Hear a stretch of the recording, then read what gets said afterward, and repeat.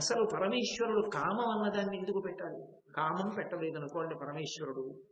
అసలు మన జీవితంలో చాలా మటుకు పాపం చేసేటటువంటి అవకాశం ఉండనే ఉండదు. శరీరంతో కానీ మనస్సుతో కానీ పాపానికి అవకాశం ఉండదు. అసలు కామం ఎందుకు పెట్టాలి మరి ఈశ్వరుడు అంటే, ఆ కామము లేకపోతే పుత్ర సంతానం కలగదు. పుత్ర సంతానం కలగకపోతే పితృరుణం నుంచి విముక్తుడు కాడు.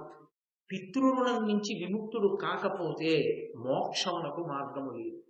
ఎంత పుణ్యం సంపాదించనివ్వండి, ఎక్కడో శంకర భగవత్పాదుల వంటి మహాపురుషుల యొక్క విషయాన్ని పక్కన పెట్టండి, సన్యసించినటువంటి వారి విశేషాన్ని.